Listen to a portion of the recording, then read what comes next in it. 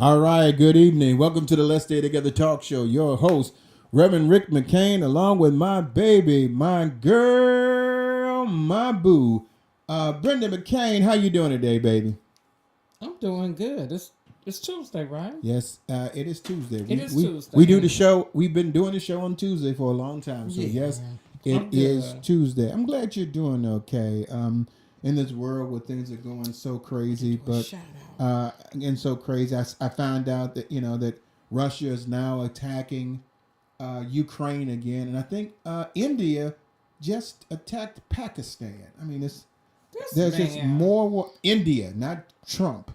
But I'm just saying, I the don't know how. I mean, world yeah. of wars, of I mean, wars, of we war. can't blame the Satan for everything. We sure can't blame Trump too. But it's just people are now just fighting against each other so much. It's we've got to start as Christians start praying more and more for the salvation of Jesus Christ to rest, rule, and abide in this world, because we are getting to a point where greed and selfishness and anger and wanting to take over everything is causing people not to care about each other anymore. But I'm going to shift over to your shout out that you want to do real quick. I will shout out my beautician who started on her Thai journey, making her new business is called Tessina's Love Me Not Ties, where every tie is made different with a different knot. Now I've been supporting her for about a month now, advertising. Some people seen the ties out there that I had on advertising for her. And last night she called, babe, but I didn't pick up. But I said, okay, I hope everything is okay because it was near 10 o'clock. And this morning, I seen what she was calling for, and I felt like a mama bear. Like, I'm so proud of her. Val Warner shouted her out on ABC News with her ties. Oh, wow. And I said, you That's go, interesting. girl. Yeah. I said, you go, girl. I love it that she's doing, she got the time, she's shouting it out. I'm doing it my way. And just to know, Tessina is such a beautiful, grateful person, thanking me for doing my part and what I'm doing and getting the shock of her life from her brother. Said, watch the news, they calling you out, they showing, she had her tie on. And I'm like, if the world was like that with better people in it, not saying because I'm supporting, but people helping each other. Because right now we really need that in the world. That hey, I got something that might could help you, and if I could do my part, this is what we want to do. So again, I'm saying to Cena, I'm proud of you. Congratulations. Long shout out at the beginning of the show, but great. Congratulations. It was a long. I mean, but it's had to almost give like her you're about to get ready to credit. tell a story. Man, we were just talking about this with Kenny, wasn't we? Talking about how you just, That was on the 1 people are minute. just, So we people, are okay. we're in the Instagram world where that was not in the 1 minute, but in Instagram world where, you have to do things quick, fast, and hurry. And speaking of quick, fast, and a hurry, we're gonna go because we got Carrie. What is Carrie? Young Young Williams. Young McWilliams is gonna be a show, and we're gonna have Steven out here with us as well. He's gonna be talking about what was that thing he's gonna be The talking about? Met Gala. The Met Gala. So we're gonna be talking about that. But we're gonna go into the stuff that we have here real quick, because I think Carrie might be coming on around about between um, 7:30 and 7:40. and we're going to be kind of waiting for her to get back on here. She's going to be talking. We're still trying to get together to make sure we can get that Green Book, the group of the people of the Green Book, each of them coming back on for our show, and so we're going to be talking about that. But baby, while I'm going into this to connect to this, what are we going to be talking about today? Christian Real, we are talking about what you are not changing, you are choosing. Yeah, I had saw this and I thought it was so interesting. Someone had said this and I thought it was very interesting. It says, and I'm going to grab it off of my phone real quick if I could get to it. And it said something that I thought was awfully powerful that I think a lot of times we don't pay attention to. It says, what you're not changing, you're choosing.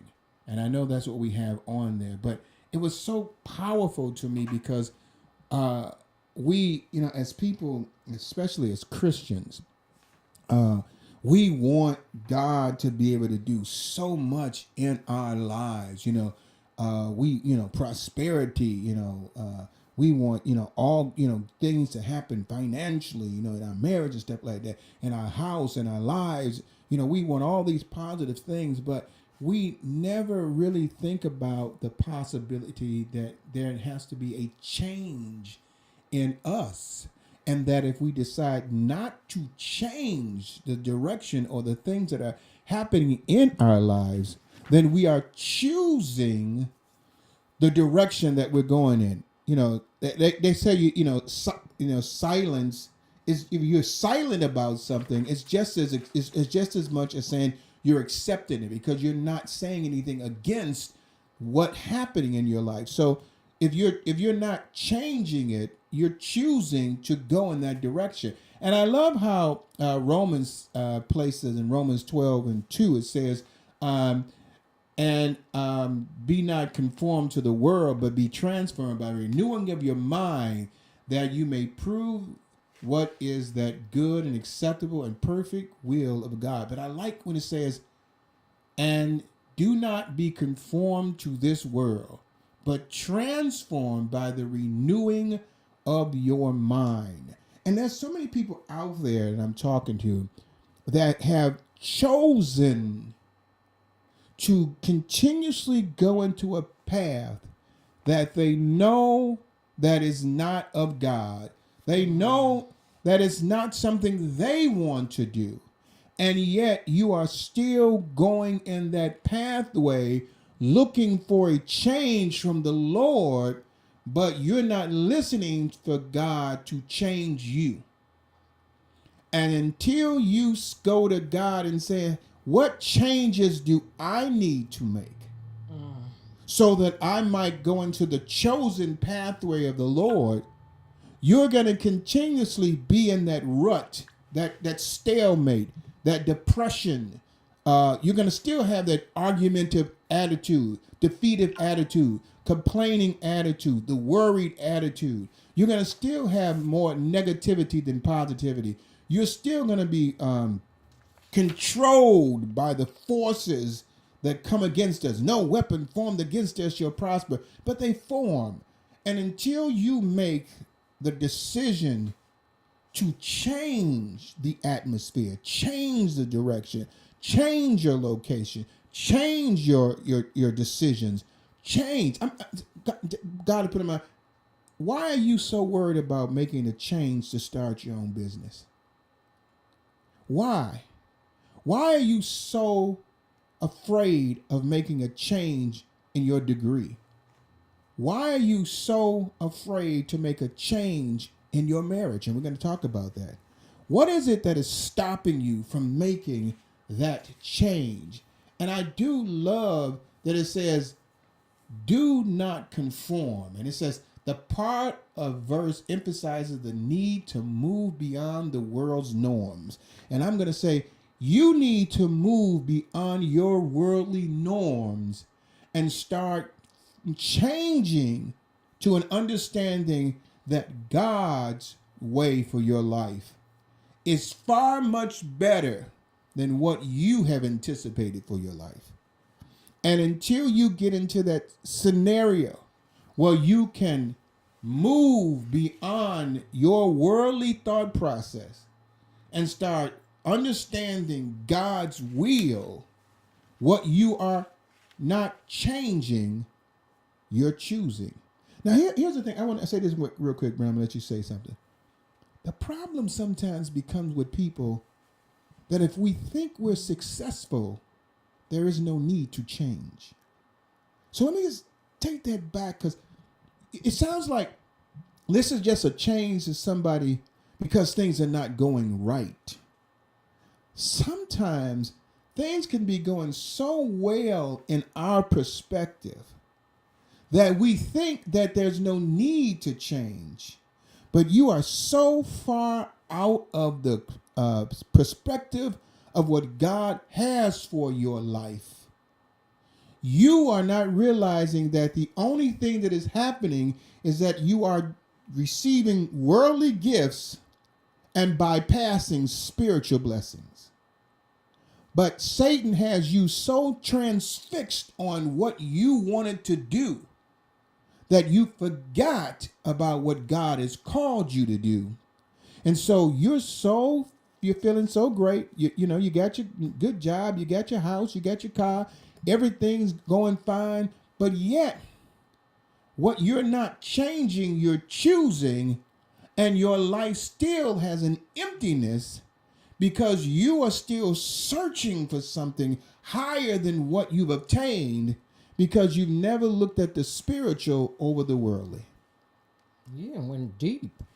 Okay, okay, you're taking this to a whole different level than what I thought, but it's been very deep. That's what here. God does. No, you changed the direction. I see.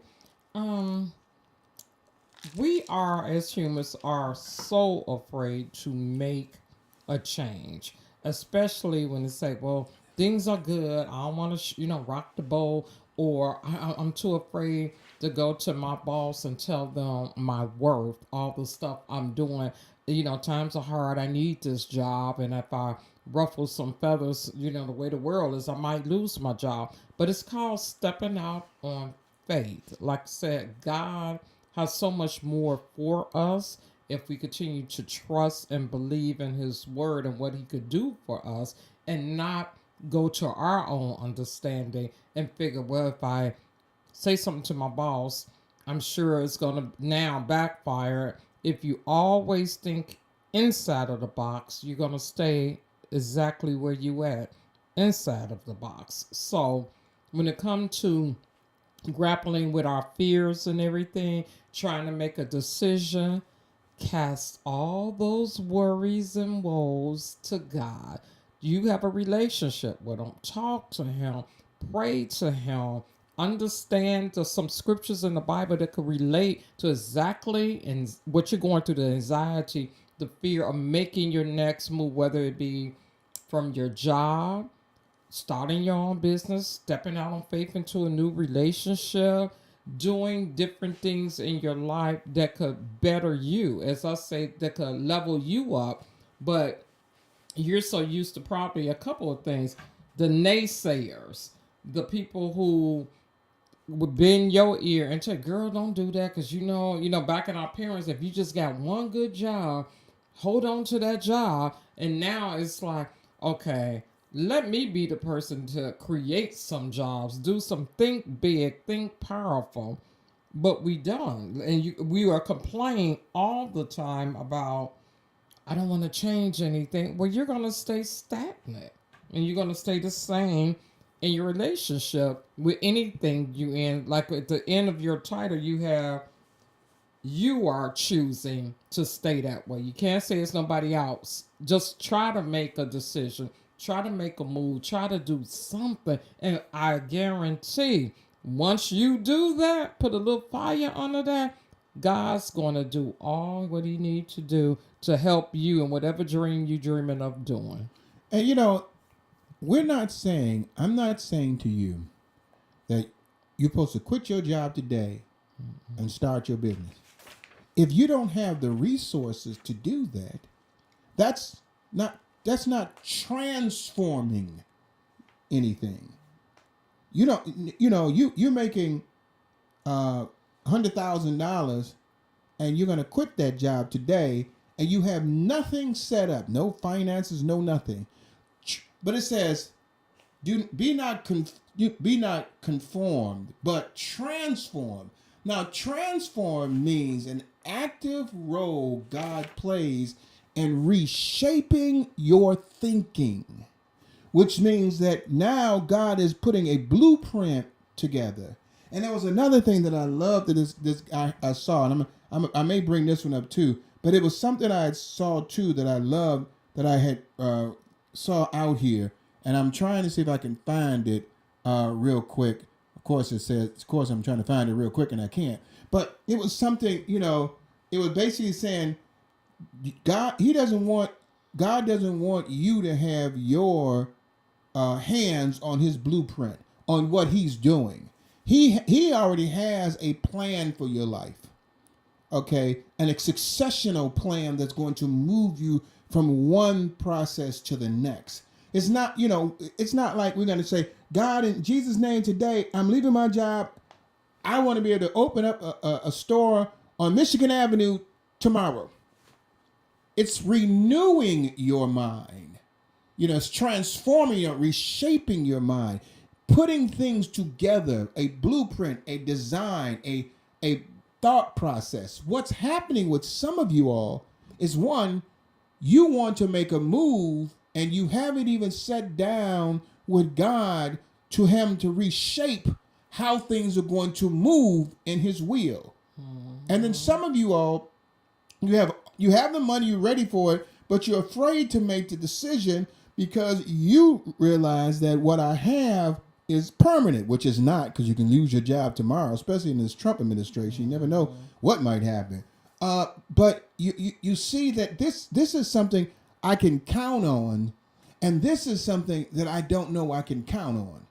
And yet, to transform, I should say, reshaping your thinking means that you are moving away from your thought process to God's process for your life.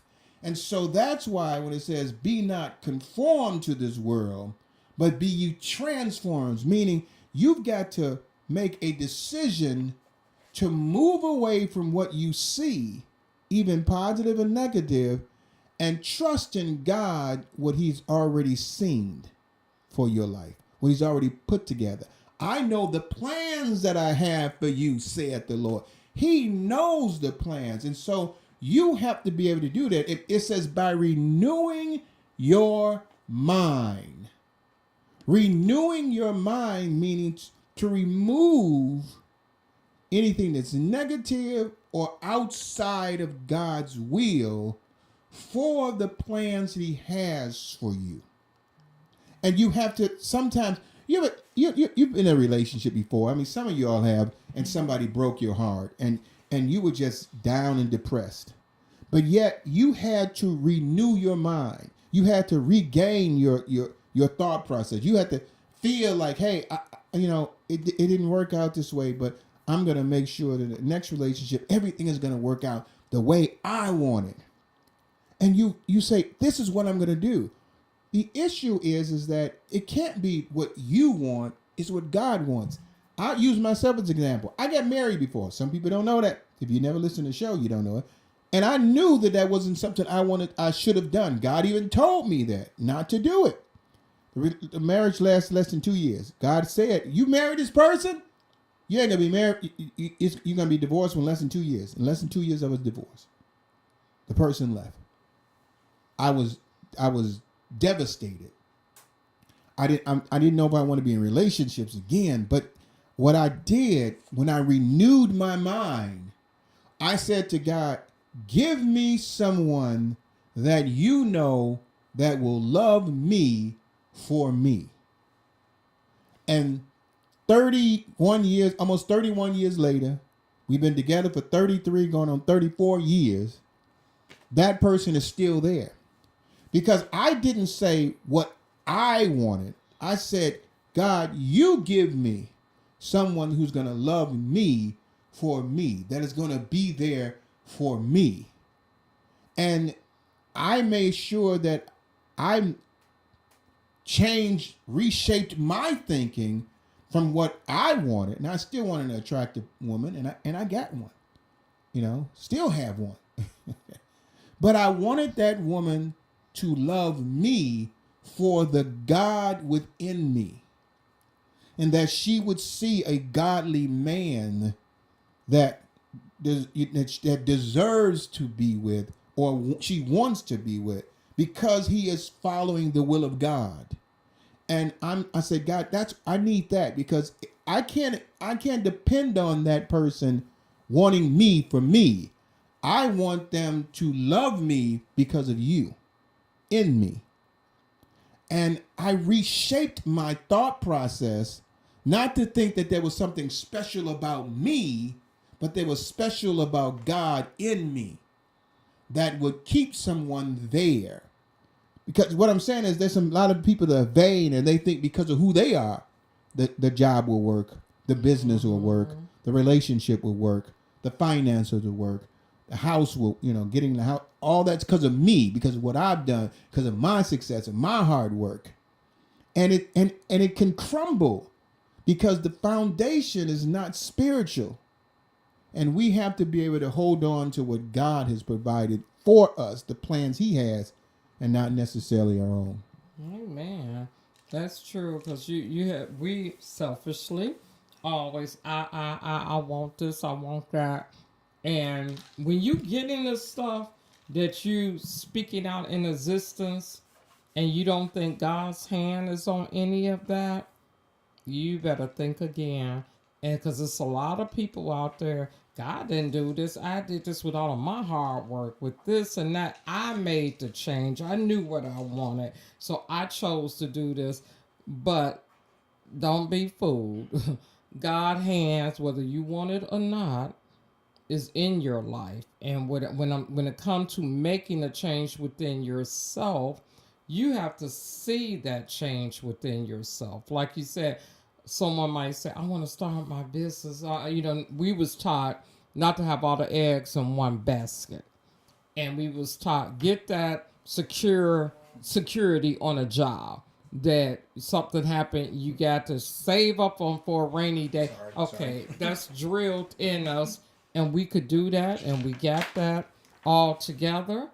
But when you don't give just due to God where it's needed to be done, or whom it needs to be given to, you're going to sit there and you're going to fail. Like Rick was saying earlier, that you might be on top now, have all the money in the world. In the world we living in now, you could lose everything in the blink of an eye. But if you got God on your side, I'm not saying he's going to build it back up to that equivalent of what it was before, but he would never forsake you in whatever you're doing. So you have to just know, get rid of the fear and decide, I'm going to step out on faith for whatever endeavors you want to do it. But we always let someone get in our ear. We always find negativity. We always say, I just don't, I'm comfortable with this. I'm content with this. I didn't conform to the world. I can't change. Yes, you can. You can make that change for the good for yourself and others if you just believe in God, pray, step out on faith, and just believe in yourself. Yeah, and you said something that's very interesting because I think a lot of times people think this way. It may not be the way it was before. And people will say, oh, if I was making $100,000 or $200,000 or $250,000, $500,000, $250,000, and now what I'm doing now, I'm struggling to make 50. Why would I change from this 250 that I know I'm going to get to do something that I'm not even sure if I'm going to get $50,000? That's where faith comes in. As Brenda said, I'm not saying that it's going to be what you had before. No. God's promises that he can do exceedingly abundantly more than you can ask or think. But the problem is that we put parameters on what we want from God to make a decision to follow God. God, I'm not going to give up this $250,000 job for the possibility that I might only make $50,000. But if the word says he can do exceedingly abundantly more than you can ask or think, then it requires for you to have faith. As the Bible says, faith is the substance of things hoped for and the evidence of things not seen. I mean, we love that. Faith is the substance of things hoped for. Yay! I was talking to my brother Kenny, our producer Kenny here, the GOAT, the Rockford GOAT, about that. We love hearing all these wonderful things, but faith is the substance of things hoped for. Yeah! And the evidence of things not seen. Which means you have to have faith. You have to have the faith on things that you cannot see how God is going to move, and not put parameters on. God, I'm waiting for God to give me the okay to move in this direction because I just can't give up this, this money for, that I know that I have, for a dream that I don't know that's going to be realized. Well, the issue might be because it's a dream you have and you're not following the pathway that God has for you. I want to say this. We put limits on God who is limitless. Who, well, it was an old saying that if he bring you to it, he's going to bring you through it. If it's an idea that was birthed within your spirit and you went to God about the idea, and that idea will glorify God, not you, and that will glorify God, believe me, he's going to bring that idea to fruition. And if when he does that, you have to, as the pastor say, have an attitude of gratitude to do what you need to do. Like, it's already said, I have $100,000 job and I'm stepping out on faith, and for the first 5 years my business is going to struggle. Believe me, if you talk to God, pray to God, he will have everything prepared for you. Yes, you're going to have some obstacles. You're going to go through some trials and tribulation, but at the end, we know it's going to be that grand testimony, and that's going to be good. But he's going to prepare you. It's called preparation, people. When you have this idea that's been birthed, don't tell that old saying, your right hand with your left hand do it.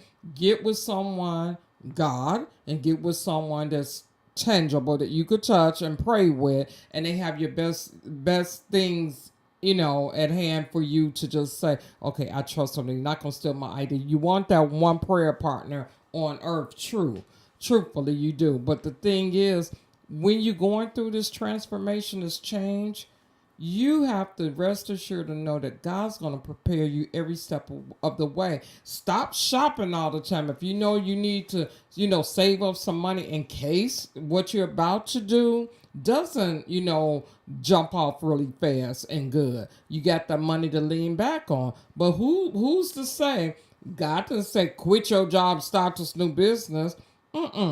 Smart person, you still work that job because that's your bread and butter now. But you stacking that paper for what you want to do. And when that time comes for you to transition from the 9 to 5 and doing what you have to do to what you want to do, God already prepared you. And a lot of people think, like you said, I know I got this. I just want to start this business tomorrow. No, don't rush the process. It's called trust the process, not rush the process. Yeah, one of the things you have to do with faith is not be concerned about the outcome. You can't have a negative perspective about a godly outcome, because if God is moving you in that direction, there is no negativity. There is no drawback. You might go through some growing pains, and those growing pains are only going to be due to the fact of the faith that you have. Sure, you may see some things like, is this the direction I'm going to have to go to? You've been on roads sometimes. You've been in the country. You got those country roads you got to go on. And you're trying to find your best to find the highway so you can get home. And your GPS and took you down a country road, and you trying to figure out, well, why is it doing this? But yet all of a sudden it's like, oh wow, this was faster for me to get this way by following, my GPS. It may seem as though the direction you're going in doesn't seem like things are working out, but it's God's way of getting you prepared. Seeing you trust him that his way is the right way. And sometimes we've got to go through some pains to get the promise.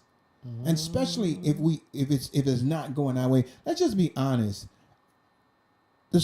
You could be the strongest Christian in the world, but mentally you will sit there and say, this just doesn't seem like this is the right way, because you are thinking about it. You are putting your thought process into it. and you're letting your mind dictate more than your faith.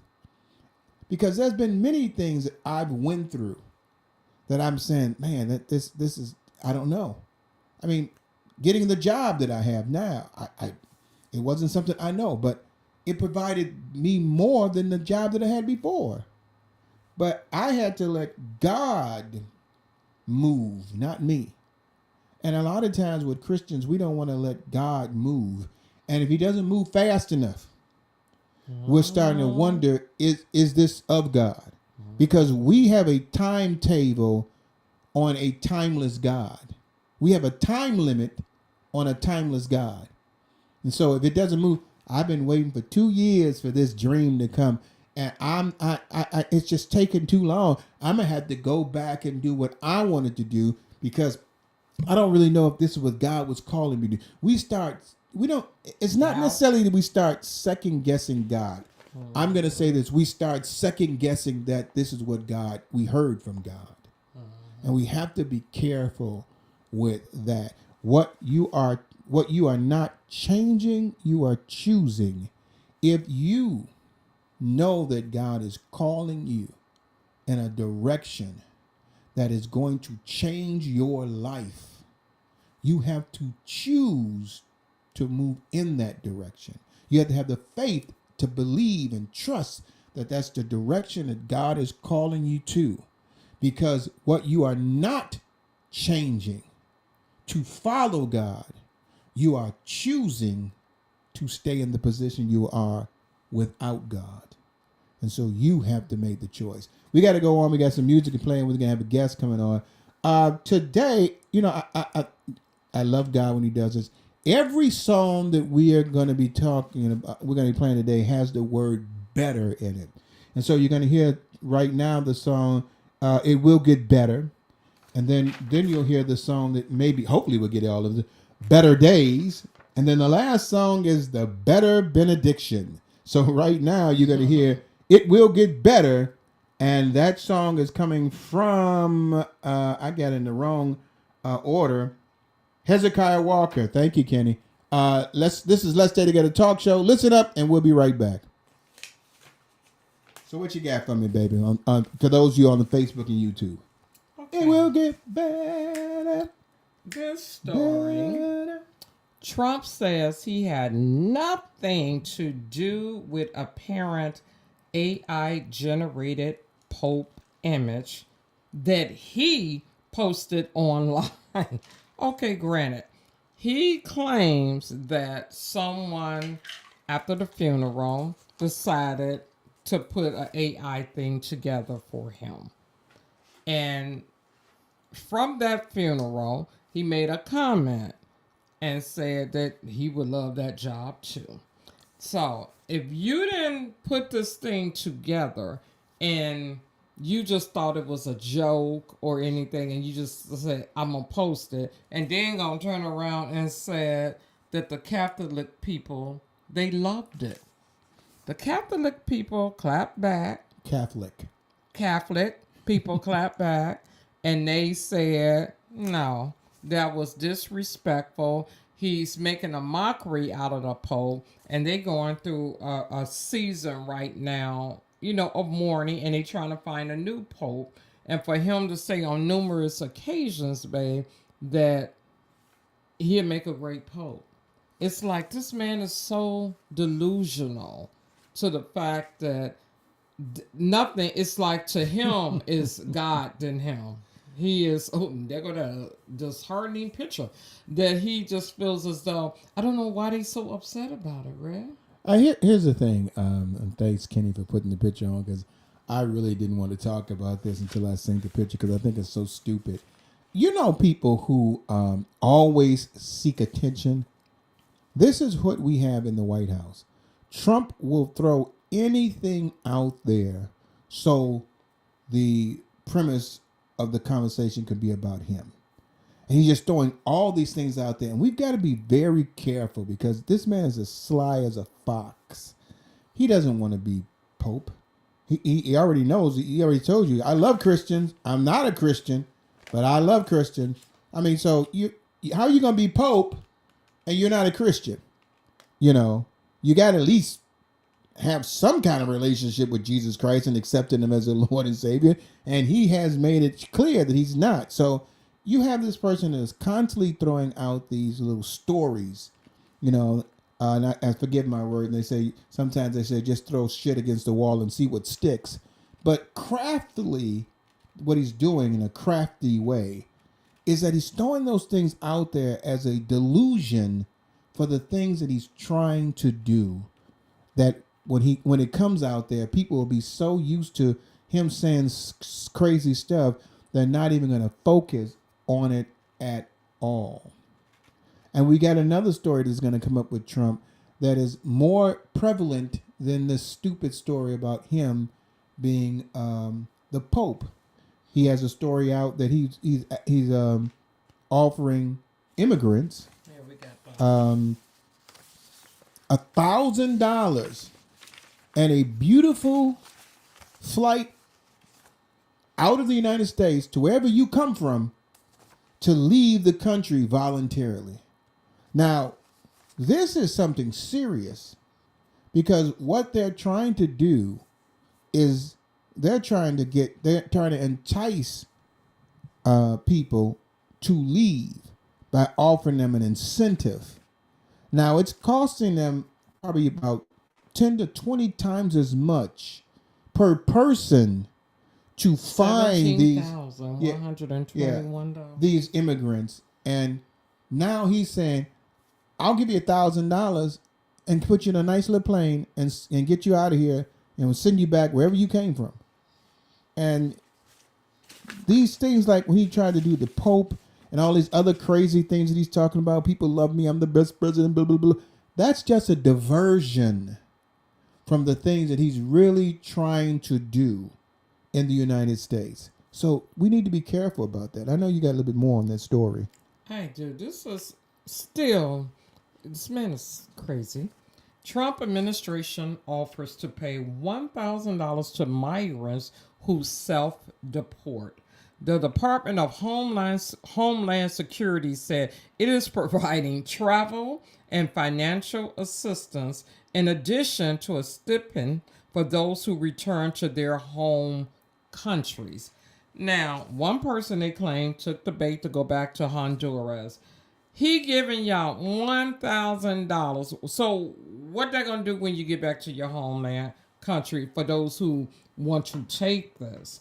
And he said, in addition to the $1,000 paid after their return has been confirmed. This cracked me up. It's paid after you maybe gonna make sure your butt is over there. Then you get that money. Now, with him, he said it cost $17,121 to get these immigrants to go through the procedures to get them deported back over there. Whereas when this happens with his plan, it would decrease the cost of deportation to 70%. Yeah, and see that's the ultimate thing what he's trying to do. He's trying to get immigrants to decide to leave. Now, he's saying, basically illegal immigrants, but any immigrant is what he's trying to do. Mm-hmm. And it's not because he's trying to help them. He's trying to save money on trying to get them out of here. And so with this Pope stuff is kind of ridiculous, but be concerned because this man is extremely crafty on the things that he's doing. All right, everybody, ladies and gentlemen, welcome back to Let's Stay Together Talk Show. Your host, Reverend Rick McCain, along with my baby, my girl, my boo. We got family here, y'all. We got family here on the show, y'all. We got our girl coming back. I'm going to let my baby introduce her to some of y'all. But most of us already know who she is. A fantastic, intelligent, awesome young lady that we just love so much. But who is this person, Brenda McCain, as you play with your phone? I don't know. She's a sharp sister. I just don't know her though. This young That's lady, too let's kind. just the doctor, the author, she has so much going on for her right now. But she is, like I said, we know Dr. Kerry for being on the show talking to us about everything, starting with the Super Bowl to the book from what Triumph, from Trenches to Triumph, and now we're gonna be talking about this other book. It's like, what don't you do? Because she's on here this mental awareness month, and she's gonna break down a lot of stuff for us with this book called Voices of Wellness, a mental health. It's an anthology, and the topic is going to it's chronicles of how eight, not one, but eight black women cope with mental health diagnosis on the job, in the workplace, and in the community. So again, welcome back, Dr. Carey. Welcome back. Thank you guys for having me back. I really, once again, am very humbled to have the opportunity to be on the show and to speak to your audience. So what we talking about today, sister? We didn't change the conversation. We changed it on you when we had the group there. Then we changed it again. So what we talking about today, and why is this so important? Well, I reached out to your, as you call it, your girlfriend, your forever boo, and I said, Brenda, it's May is Mental Health Awareness Month, and I think in our community, as people of color, we don't really talk about it as Yeah. much as it has been prevalent in other communities. So I think it's anytime that I'm given an opportunity to talk about it, I do, because it's very important. And the more we talk about it, the more it is destigmatized in our community. So with the Voices of Wellness, it was a project that this book was put out last 2024 around this time. I think it's been out a year now. And myself, along with seven other co-authors, we became very public and very vulnerable in our challenges with our identified mental health issues. And one of the reasons we did that is because it was becoming very prevalent in the community, especially with Black women, from the young pageant queen who was an attorney who jumped from the balcony of her apartment in New York, to the vice president of Lincoln University, not being able to withstand workplace bullying and taking her own life, which we refer to as unaliving, rather than kill. Kill really means to be malicious towards someone else. So you're just really removing the life from yourself. Okay, And Carrie, let me stop you for a second. Say yes, that sir. again. You call it unaliving? Unaliving.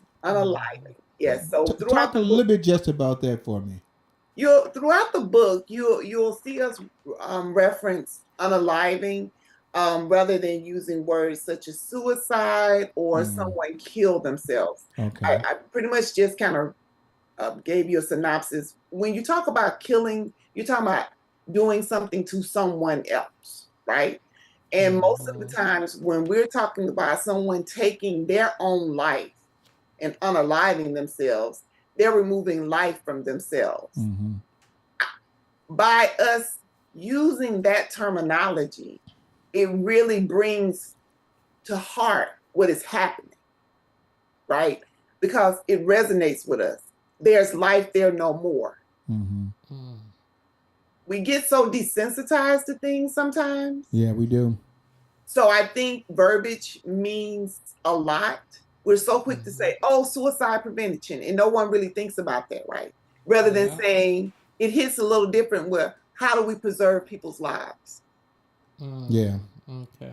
Okay. I mean, I never heard that terminology, so I was like, wow, that was interesting. But go ahead. So it's a way to tap into that conscious. Okay. And make you stop, because with so much death that we see on movies, in the news, in reality, when we start assigning other terms to things.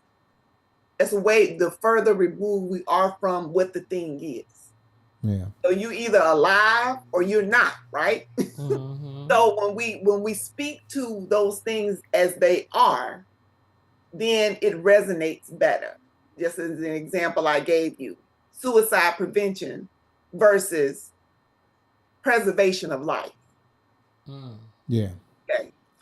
So in my chapter is entitled Misread Minds. Misread mine. Misread Minds, right? You ever heard Okay. anybody say, I can just read your mind? Oh, okay. Yeah.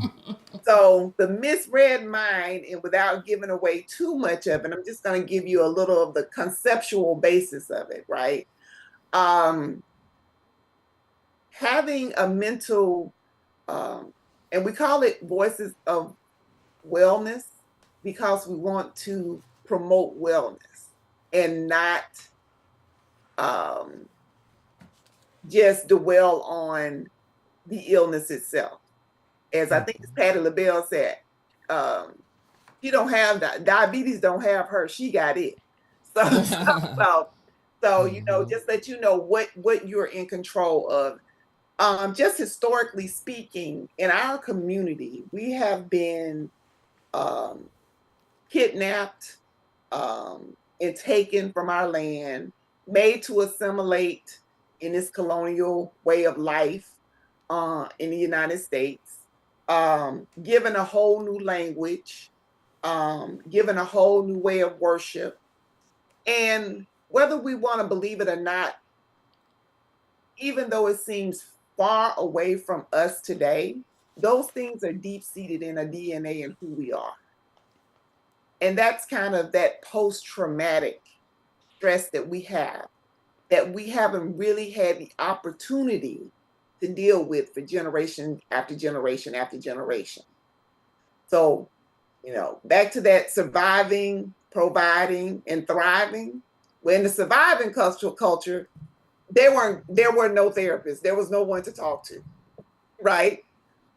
But Mhm. in Africa, in our homeland, there would have been people in our tribal culture who would have taken care of those things in our indigenous ways. But since Mhm. that was robbed of us and we were split, tribes were split up, you couldn't communicate with one another. So you didn't have that community that you would normally have. So it's that void there. So we had to learn to compensate for those things that one, we couldn't name, we didn't know. I mean, if I travel in a dark space with hundreds of people in a damp ship for, say, 3 months without food and water, I probably would have needed some type of therapy, don't you think? I think so. Yeah. Right, right. Because you don't, so that trauma doesn't go anywhere, Yeah. stays with Mhm. us. And all it does is morph itself physically in Hmm. our DNA. Without going too deep, I just want to let the people know that mental health is real, and we've been given the names for some things. Anxiety and depression happen to be my two things. Um, and I'm sure the depression may have come from my ancestors having to take on so much work, Mhm. um, worrying about being um, right or reprimanded for not doing the correct thing. Um, I know there's a situation where my maternal grandmother was hit with the butt of a pistol. So that type of anxiety on, you know, am I doing this right? Um, how are people looking at me? It's a real response. That's the response in your body. That's your fight or flight response.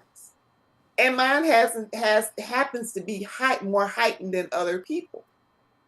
Now, what I will tell you is that your grandparents did the best they could. And I talk about I reference my grandmothers a lot because we tried to come to this country and assimilate our communities as best we could back together. So my mother when she worked and my father, I spent an enormous amount of time with my grandparents, my grandmothers after school. So here you have this, this older lady from the silent generation who's trying to raise this Gen Xer, and Mhm. she's telling me like, you don't go in those white folk stores and do X, Y, and Z because that's what she knew. Yeah. Mhm. But do you understand now? Do you see how her response to how society interacted in her lifetime?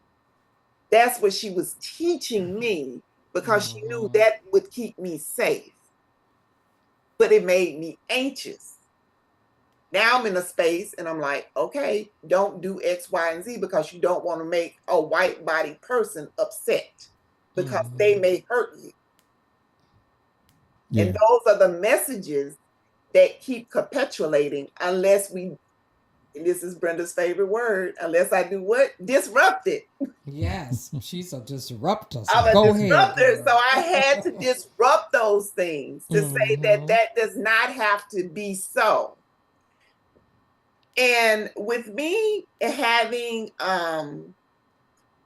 those things, I had to learn what it meant for me and how my body was responding and what my triggers were in order to move throughout life, workspaces, communities. But now I'm doing it within a place where I have to pay what we call the proverbial black tax in the white world to make it up the corporate ladder. And I also have to perform within my community with people who look like me, who think, Mhm. oh, it's nothing wrong with you. All you need is whatever. Mm-hmm. And it strongly in the black community, what for the most part, it would be the church, the Yeah. black church. Because that is what the go-to was. People feel like sometimes if you are saying that you have a mental health diagnosis, that you don't have faith in God or whatever deity that you ascribe to, and that you only need to submit to that deity through prayer, meditation, whatever, what have you. So they will dismiss the medical practice of the diagnosis and therapy. Mhm. And what we wanted to do with this book is to say it's not all in your head.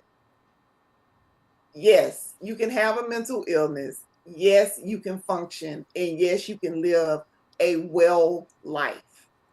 And how do you do that? Well, one, you have to acknowledge that you have an issue. And that is by finding a practitioner who understands your culture. That's hard for our people. There's a shortage of people who have really studied the African diaspora and know the trauma that our people have gone through so that when they're Mhm. treating us and diagnosing us, that they are giving us the correct diagnosis and not from a Eurocentric standpoint. And they're giving us tools and strategies that will help us as a people. So let me say this because I know that it's not saying that people of faith shouldn't depend on God and things of that nature, but understanding that God is also a person that provides mental health awareness for people that are struggling through things.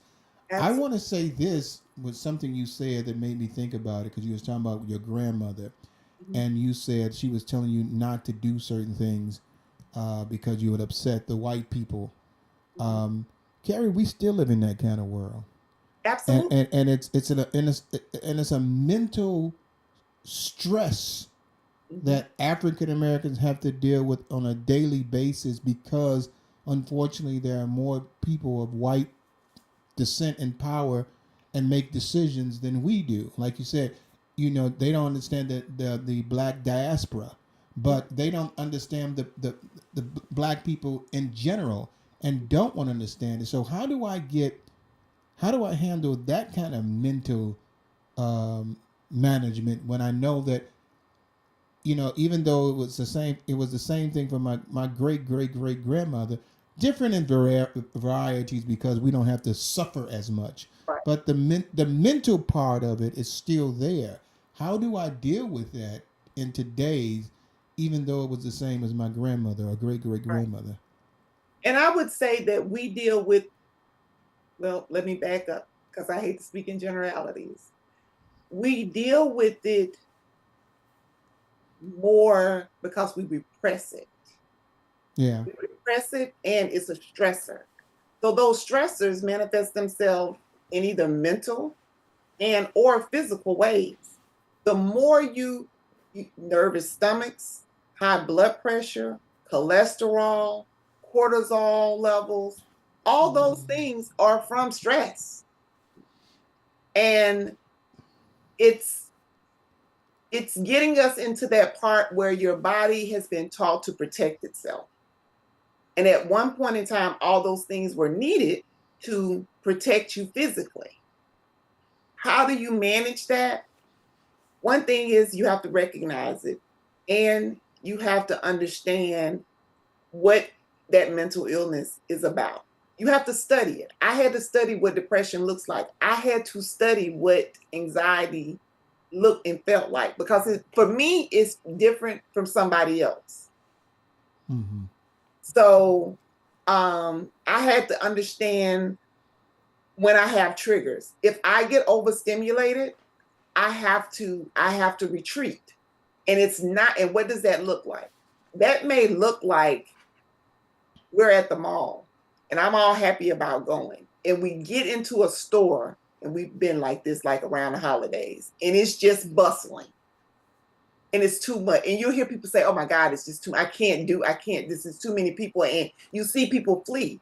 Well, that's because it's too much sensory input. It's called a sensory overload. But if I don't recognize that, people decide to misread my mind. And that's why that's the title of my chapter. Mm-hmm. And they want to label it, right? So they want to label, oh, she's just being bougie, or she didn't, she wanted to, then somebody has to label the thing that they don't understand. So to your point, Rick, how do we deal with that? We have to start educating people about what it means to keep us well. Mm-hmm. And sometimes our family and closest friends may not want to accept it and they may not want to hear it. And you have to make a conscious choice to choose your health and your mental well-being over trying to please other people. And I started with family and friends because those are the people that you're in contact with the most. But then you have to learn enough about what your triggers are and what your diagnosis may be in order to educate and advocate for yourself in the workplace. It turns to advocacy in the workplace. So back to those systems, people mislabeling you. For instance, if I don't want to go out to the party after work because I've worked with you over all day, I realize that's too much stimulation for me. Okay. So legally, do I have to disclose anything to I don't, but I can to keep them from mislabeling me. Right. Now, I would leave that up to a person's comfort level because you know what you can disclose and what you can't disclose, right? Because just because you understand it and you're moving forward and I'm forward thinking doesn't mean the people I work with every day, right, my management are forward thinking. Yeah. But you can advocate for that. What I will suggest to people, know what your employee assistance program, EAP program is. That by law, if you have, I think it's 50 employees. Well, let me put a disclaimer out here for people listening to us. In previous administrations, the federal law mandated that if you had over 50 employees, you had to have a sponsored employee assistance program.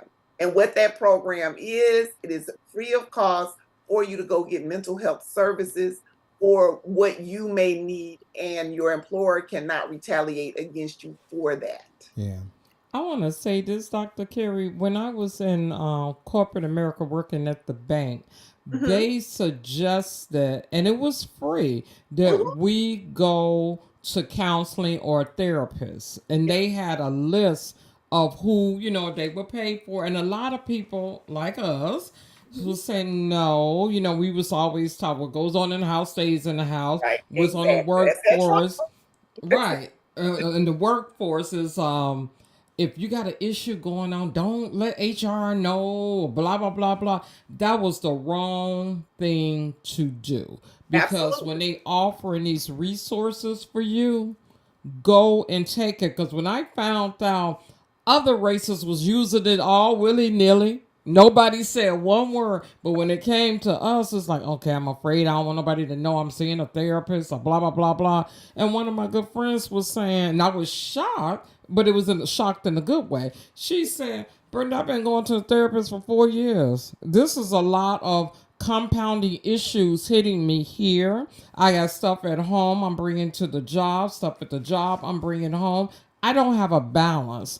And it was sort of like she solidified it for me. You have the passage and the right to go do that without being judged. And that's the problem I think we have. We always be the hardest judge for ourselves. For ourselves. Right. Mm-hmm. Exactly. And so that's why I said at work it becomes that advocacy part, because you'll look up and Karen gone for 3 months and you wondering like, Yeah, what none of your happened? business. But Karen is on a mental health break.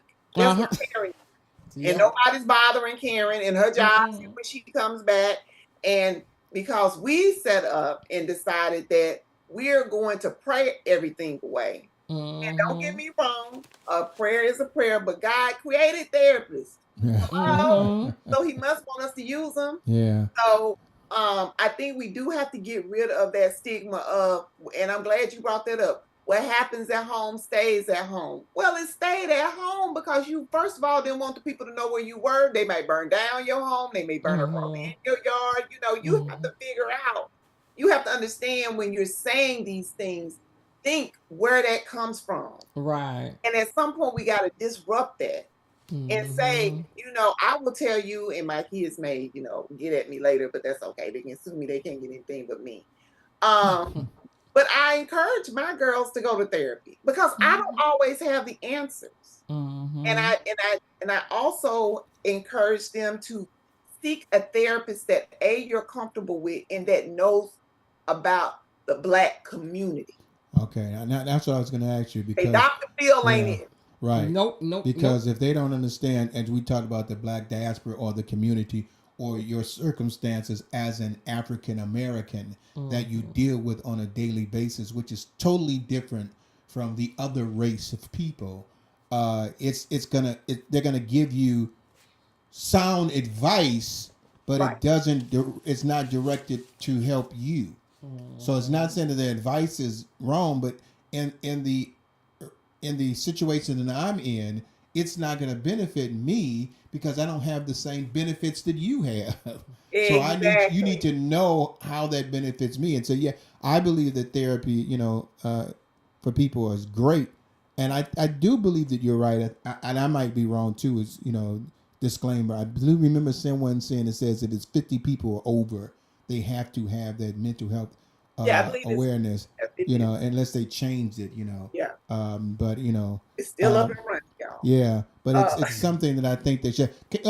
Carrie, what's the book that you're talking about? I'm not going to try so to keep you long today because I know we're going to have you back again with other things. But what's the go book you ahead have and today? get that. Go ahead, Rick, and put that plug in. It's called Okay. Voices of Wellness, a mental health anthology. Stories of courageous warriors, because that's who we are. We are not victims of our circumstances. We're definitely survivors. And you can buy your very own copy at care2empower.org.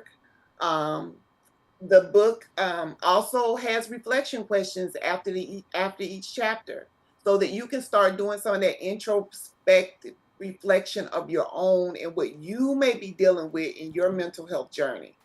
Um, because one thing I do want to say to people who may listen to this, and I hope, even if we just change one life, that's one more that wasn't changed the day Amen. before. Um, that people with your children in school, and when they're giving psych evaluations and they're giving your children diagnoses, they're using the DSM-5, and those are DSM-5 TR, but DSM is the diagnostic and statistical manuals that therapists use to give diagnosis. And these things we have to understand were set on a Eurocentric platform. Thank you. Nowhere did they go to Tanzania or, Botswana. Right. They didn't go to anywhere in Africa and study the way we commune and the way we behave as a people. It is very Eurocentric. So I'm not telling you not to seek help, but be very careful when you do. And if you're uncomfortable with a therapist, it's okay to change.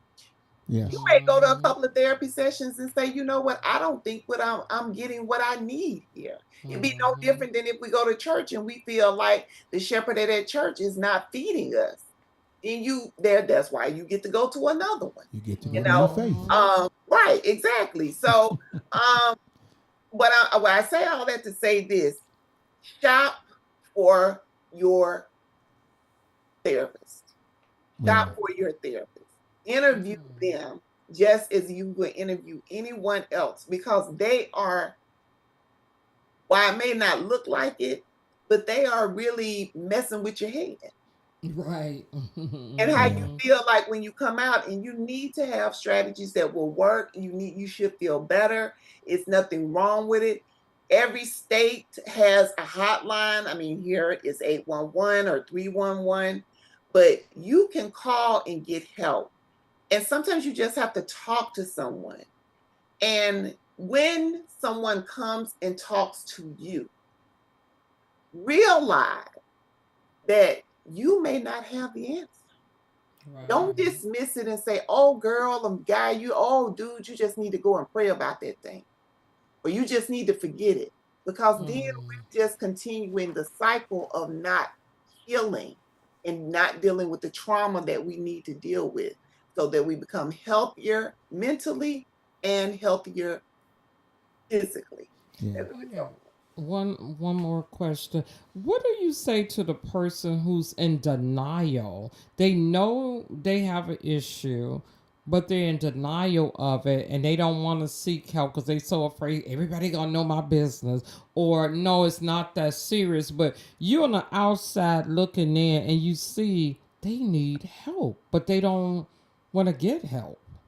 And I have someone in my life that I care about very, very, very much, that is in that situation. And I pleaded and spoke with them. I had other people that I thought may have a different type of relationship speak with them. And what I would say, Brenda, is just continue to encourage them to seek the help that they need. Because what I will tell people that you can never blame yourself for a person unaliving themselves. Once they've made up their mind that they're going to do that, they're going to do it regardless of what you have to say. Yeah. But what you can do is the preventative part of helping them not get to that point to make that decision. And that's what we want to do. Yeah. But the people are going to be in denial. People are going to be prideful, if we want to bring the spiritual aspect of it, and not get the help that they need. And they may go and impact other people. And you see this in the workplace. You see this in our community at large now. You see this, So you see people, like, it's clear as day that this person is in a depressive state, but they won't get help. Now, depending on what type of work you're in my particular field, I'm a mandated reporter. So if I see signs of some type of suicidal ideation, and that's what they call it, don't call it unaliving, I have to, as a mandated reporter, I have to report it. I can do those, and you can do those reports anonymous. So it's not only just for children, but unfortunately, a lot of our social services are so strapped but you can do mental health reports for adults as well, for Yeah. mental health Okay. reasons. And you see that a lot in our older population, especially if they start with the dementia. You know, it might be a neighbor living by themselves, their kids may live somewhere else. And it's that Mm-hmm. neighbor that sees that something just isn't right that calls in. And so there is an adult section of, Department of Children and Families in every state.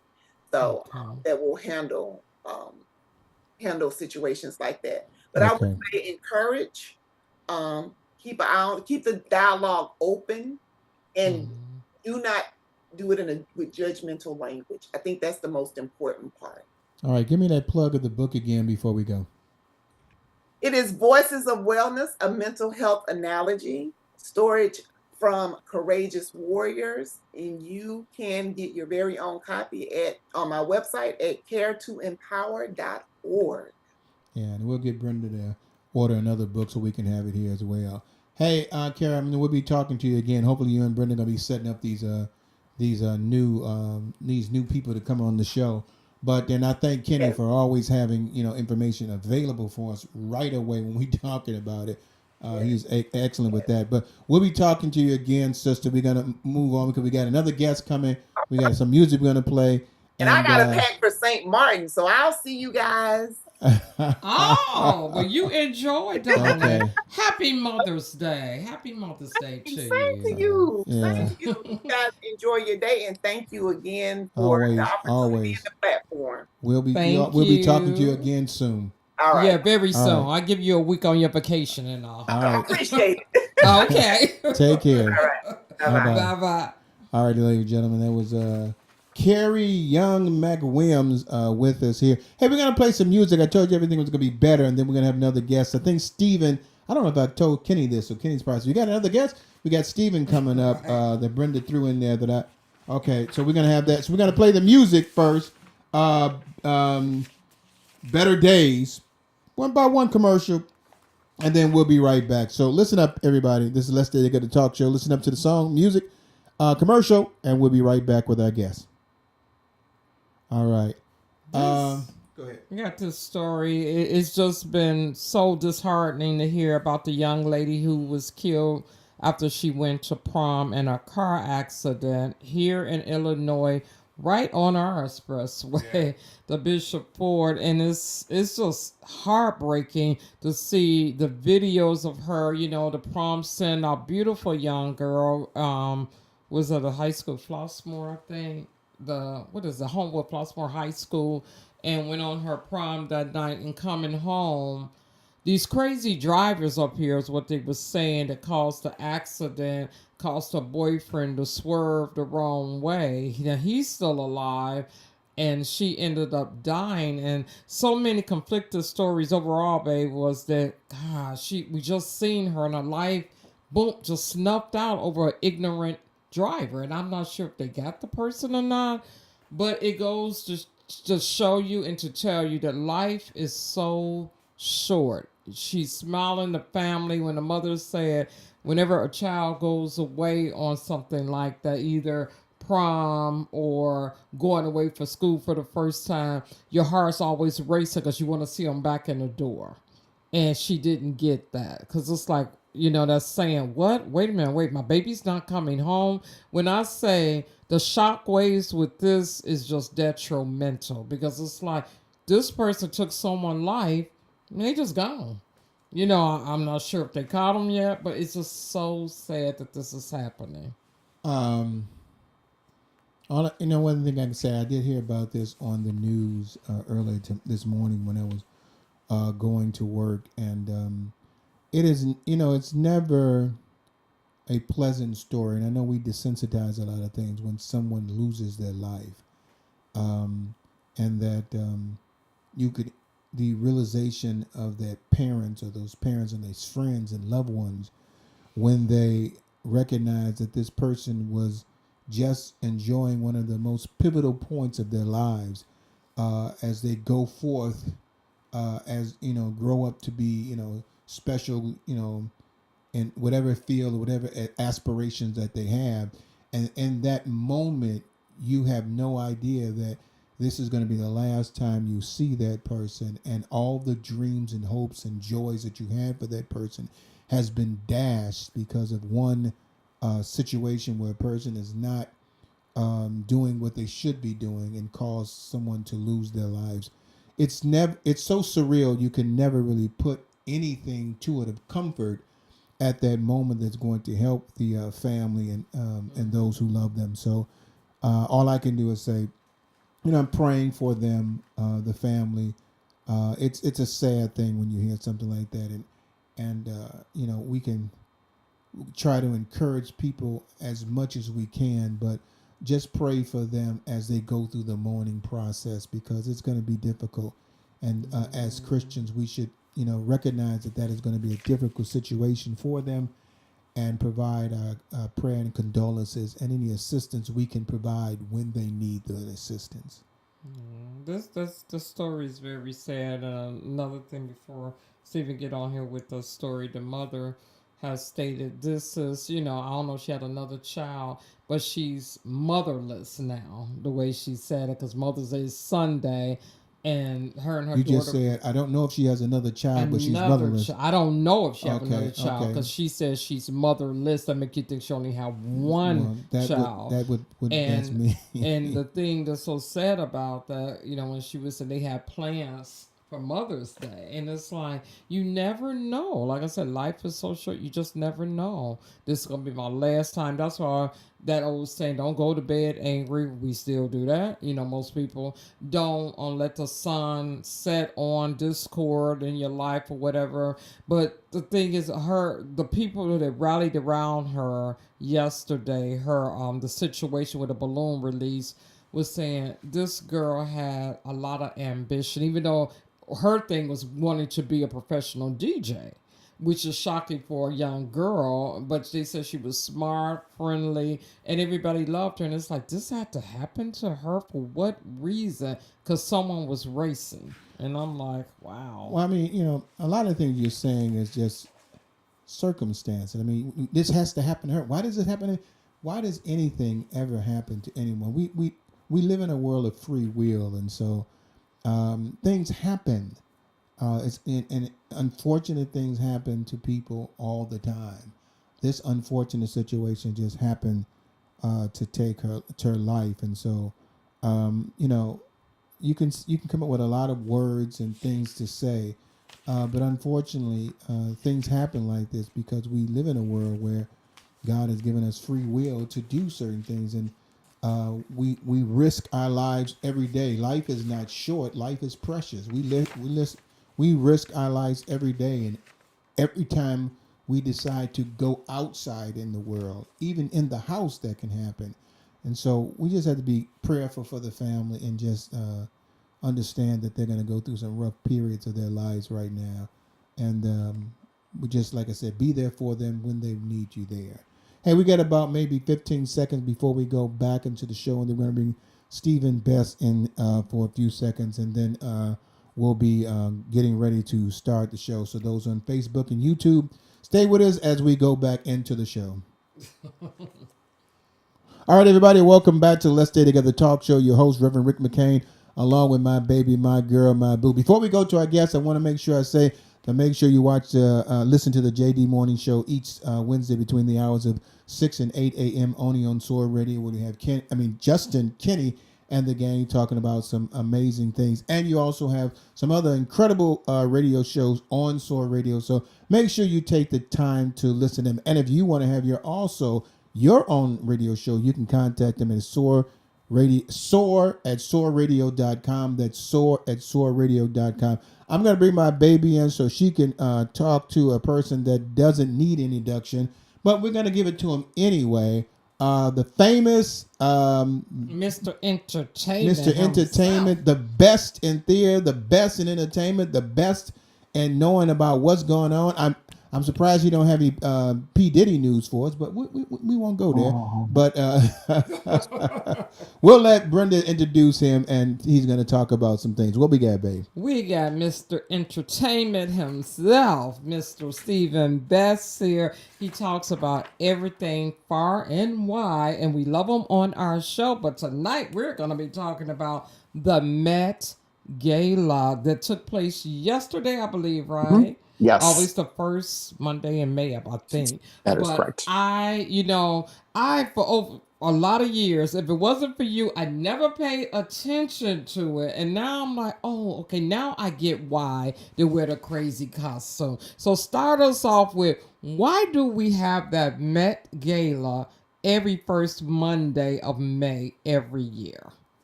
Well, number one, it's great to see you both, and let's dive It's right great to in. see them. Yes, you are correct. The Met Gala, the 2025 Met Gala was on Monday, May 5th, but it is always the first Monday in May, right along springtime. Each year has its own very distinctive themes. And I have to be honest, the stars really upped their game at this year. The theme was super fine, tailoring Black style, and the dress code was tailored for you.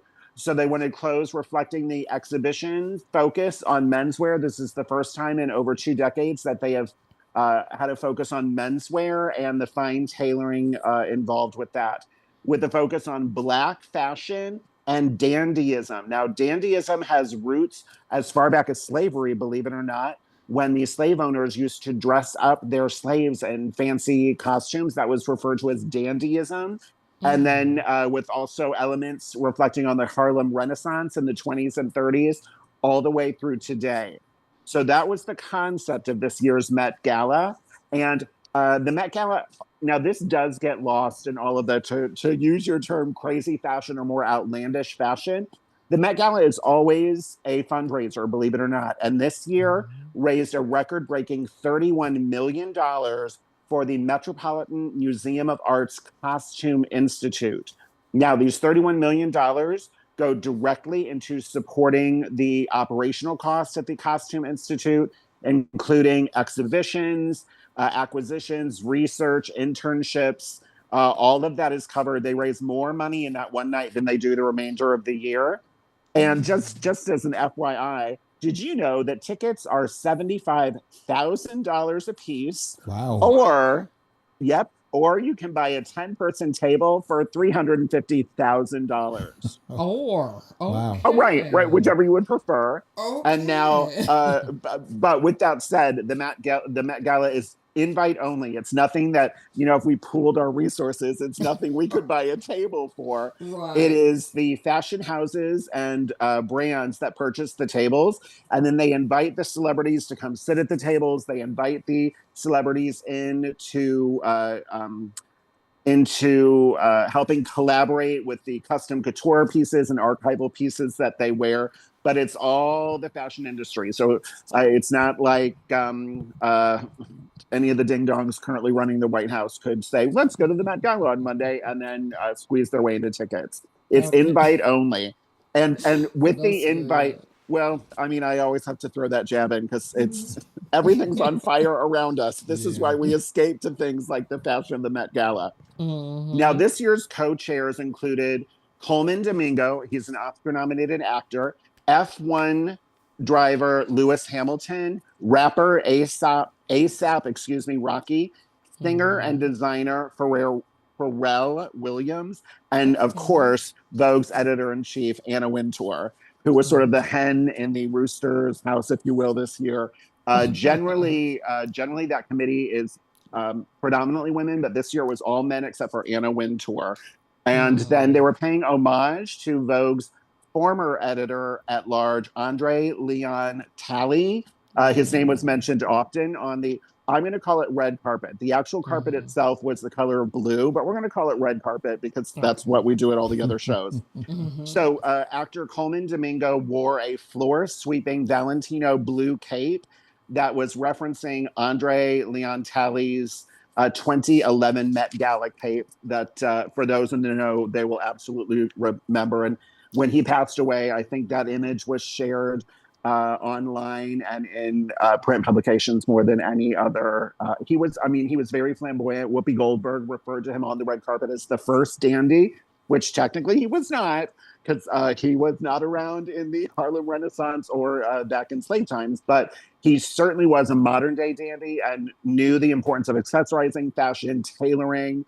And Anne Hathaway wore Carolina Herrera, and she also referenced him and said she hoped that he was looking down from the heavens and was smiling at all the fashion on the blue carpet, or the red carpet, if you will. And speaking of fashion, you know who I'm starting with, the legendary, the one of a kind, Diana Ross. Oh, I was gonna say Beyonce. She was not there. I want Beyonce. him to do that one. Then I want to tell you mine after that. That Of I course, hated. of course, Hated. no problem. Okay. Beyonce was not there. Beyonce is on tour, so Beyonce was not there. Okay. But Diana Ross may be the original Beyonce, but I think that's the other way around. Anywho, Diana Ross at age 81 wore a 60-pound crystal and feather 18-foot train. She needed 6 men to help her carry that up the steps. It cascaded behind her. I mean, almost the last time I remember something like that was when Princess Diana got married in the early 80s with that elaborate train. And then Diana Ross had the names of her children and grandchildren sewn into the fabric. So it was almost like a family tree behind her in that elaborate cape. Look at Kenny.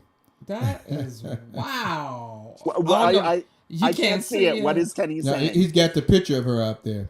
Oh, thank you, Kenny. Yes, I mean, and then she had an elaborate, though. an elaborate hat as well, also with fur trim. I mean, you know, Diana Ross, she's not going to be understated. Okay. And she did say on the blue carpet, it had been 22 years since she had attended a Met Gala, and it was her son Evan who talked her into appearing this year. And she was thrilled to be there. Her daughter, Tracy Ellis Ross, was also on the blue carpet. But I mean, no one's eclipsing. No one's eclipsing the boss. So Diana Ross was my favorite of the night. And then I thought so charming at that same moment. Now, it is scheduled. The arrivals on the carpet are scheduled. So everybody doesn't get there at the same time. And Zendaya happened to be the person who followed Diana Ross. Well, she was sharp. You know what? She's always sharp. She always slays at the Met Gala, and she had on a custom Louis Vuitton 3-piece suit with an oversized hat that she had on at an angle. And she said it was a tribute to icons like Diane Carroll and Diana Ross, who had worn very similar looks in the 70s themselves. So I thought it was so charming that she was the one who followed Diana Ross in a look that Diana Ross wore decades ago. And the sweetest part was she actually got out of the way so that Diana Ross could have that moment when they laid out the back of her cape.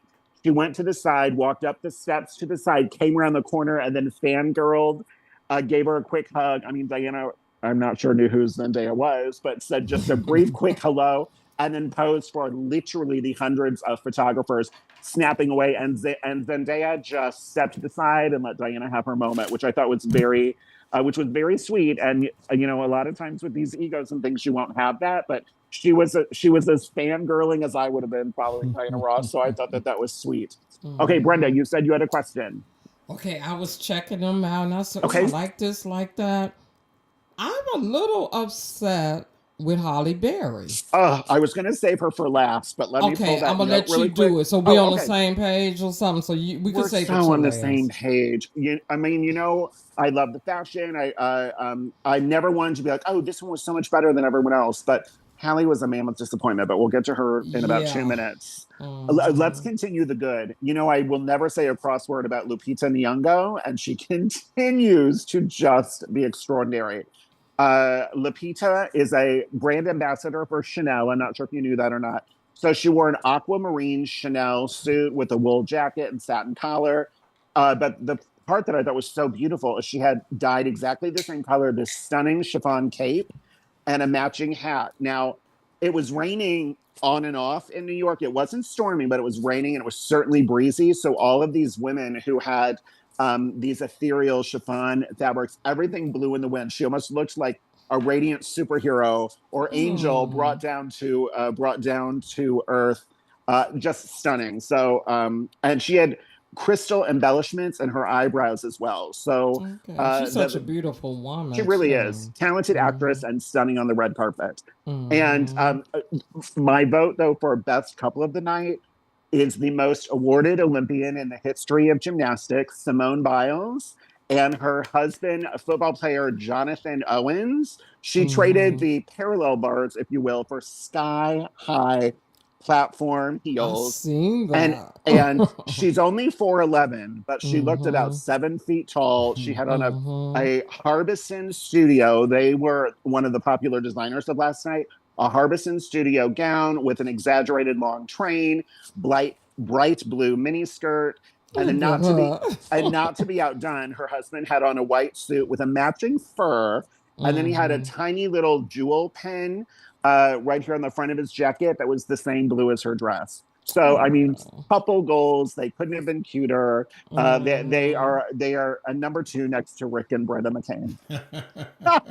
Thank you, darling. Thank you. You are welcome. I And wish I could afford to go to one of those things, or better No, yet, no, we wouldn't. I wish Not we in no was invited 75,000. to go okay, to it, and it was free for us to go. That's what I wish. 100%. Can you imagine how much fun we would have? If I was rich, I still Yes, wouldn't spend 75,000 and go there. Go ahead. that's what I said. Got to be free, babe. Got to be free. I will take Rick's seat, Brenda, and you and I will have a ball. We sure will. Hold on. Here's the part that Rick will enjoy the most. This is a segue. Did you know there's actually a ban on cell phones that was instituted by Anna Wintour herself? That's why it's so rare that we ever see images beyond that red carpet of inside. There was one violation last night. Megan Thee Stallion went live on her cell phone from the inside of the Met Gala for about a minute on Instagram. So we will see if she's invited back because that's a huge no. Mm.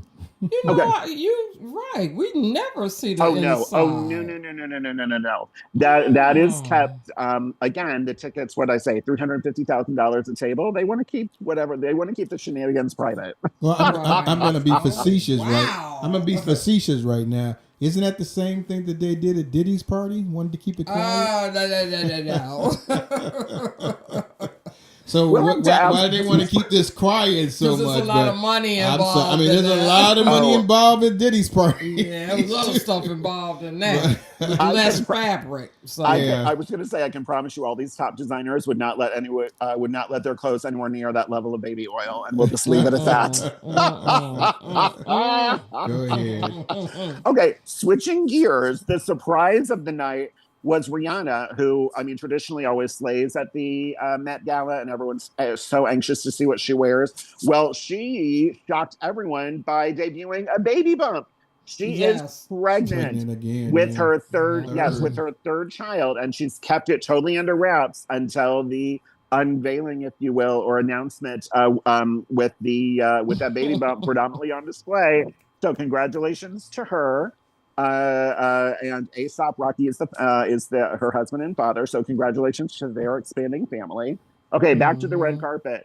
I don't know if you saw her or not, but Demi Moore, who has had quite a spectacular year, wore a black and white sculptured pinstripe gown with this elaborate piece that went over her head. But from a distance, if you look at her, she is dressed as an oversized pinstripe necktie.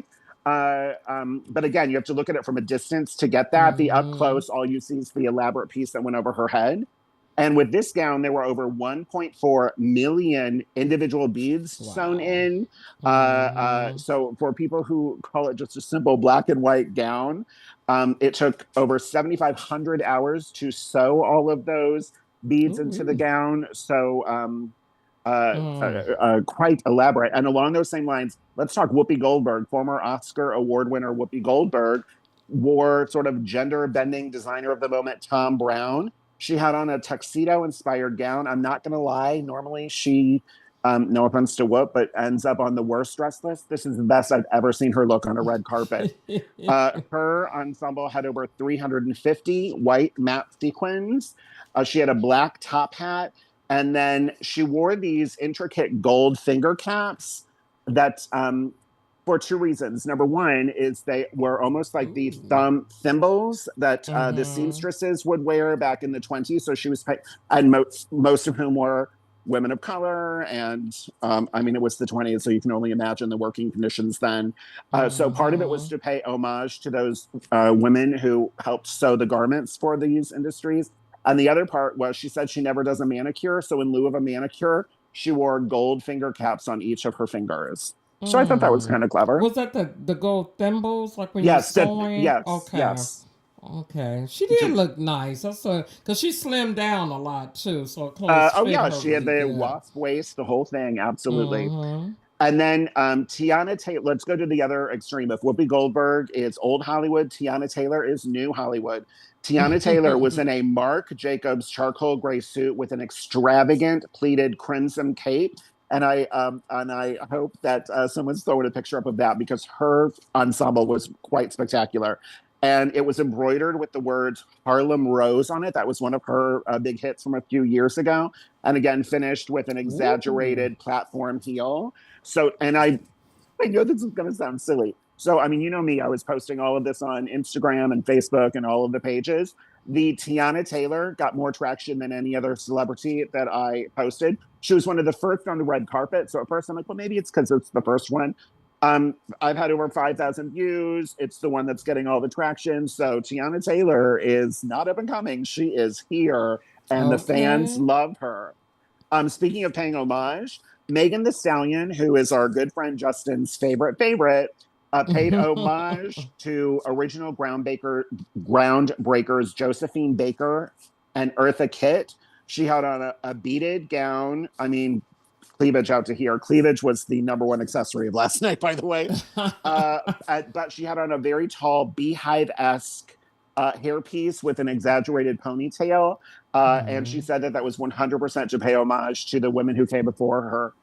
Who Okay. walked so she could run, if you will, and that was Josephine Baker, who I adore, and Eartha Kitt.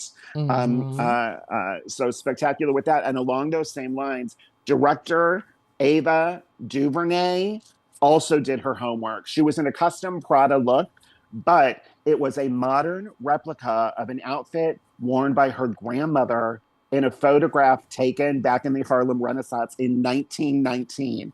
So she took Wow. that photograph to the designers at Prada and the people that be at Prada, including the horizontal white stripes in the skirt. I mean, it is a flawless recreation of what her grandmother wore back in the Harlem Renaissance in 1919. So she like did all the homework and gets all the points as far as I'm concerned. Wow. Oh, wow. Okay, we're looking at Right? the picture. It is Okay. Yeah. beautiful. Right. And again, not over the top, Mm-hmm. flamboyant, but Mm-hmm. that one was right from her own personal family history book. And then I've got two more, and then we'll talk about Hallie.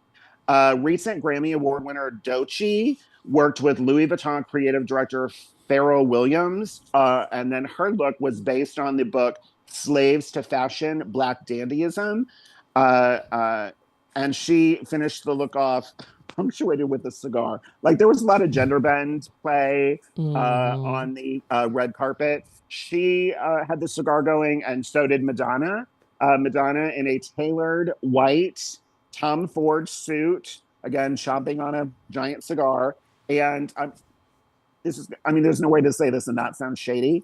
This was the most dressed Madonna has been on a red carpet in over 20 years. Mm. Normally at the Met Gala, she has her backside out or her almost her entire uh, bosom showing. Like she got the memo. It wasn't about boobies and butts. It was truly the most respectful look that she has Mm-hmm. pulled on a red carpet in years and years. So kudos to her. And now I've got a few more, but let's just hop to the end. Halle Berry, that was so unnecessary. Halle Berry, who I love, love, love.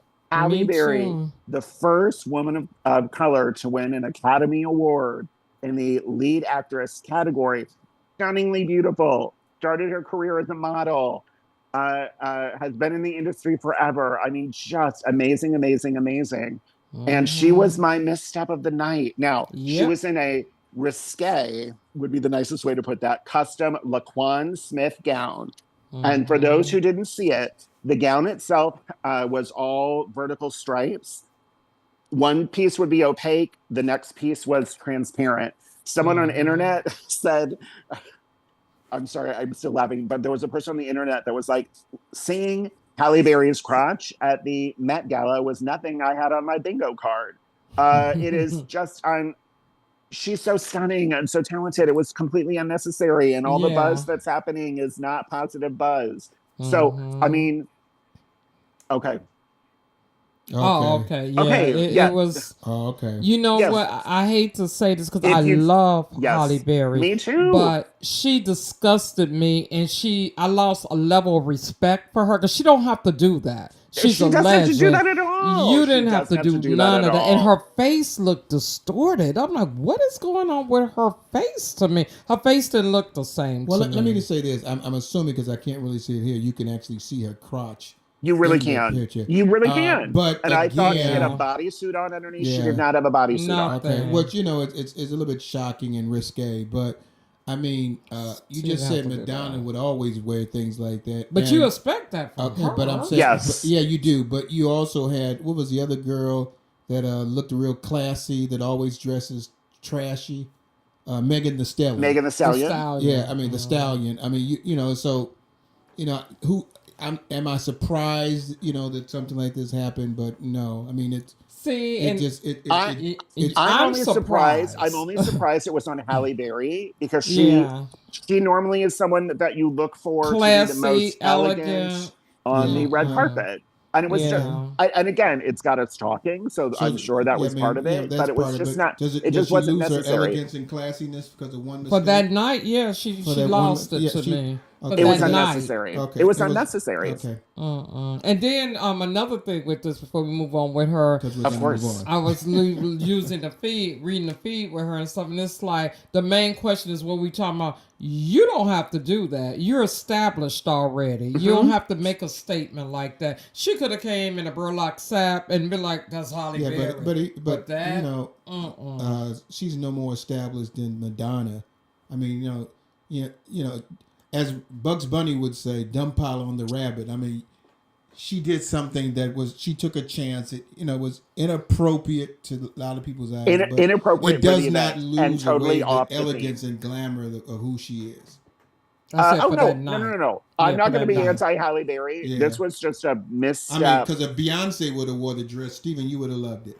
Beyonce No. wouldn't have worn that dress. Right. But yet, you just said this is not something that Halle Berry would wear. So you never know what somebody might wear for a situation. Yeah. Oh no, it's true. And Yeah. I mean, I know Beyonce is not your personal favorite, but she has been.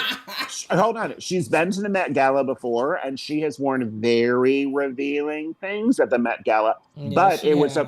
but it was appropriate for that particular year's Right. theme. This year was just a misfire. I mean, there were a few people. Shakira, again, beautiful singer. Her dress was pink and big, but it just didn't really fit the theme of the night. You're And like Jalen Hurt. They dogged them out. I'm like, wow, because they didn't go with the theme. exactly. I'm But like, that is the point. It's sort of like we're having a costume party, and if you arrive in jeans and a t-shirt, that you're out of dress code for that costume party.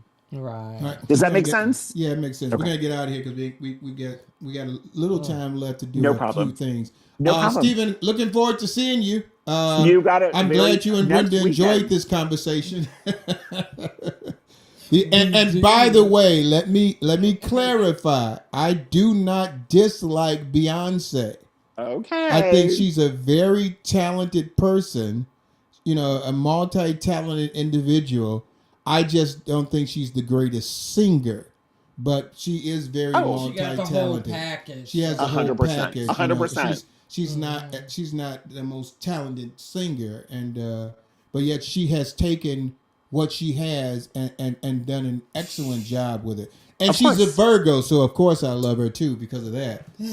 But I just love having fun with Well, you with Rihanna's Beyonce. a Pisces, so I love I'm her. sorry. Did I just- just hear Rick McCain say I love Beyonce in a sentence? 'Cause What's she's a happening? Virgo. I love Beyonce because A Virgo. I'm gonna always lift up African American people Anyway, I just love bothering Steven about it because I know he's crazy about Beyonce.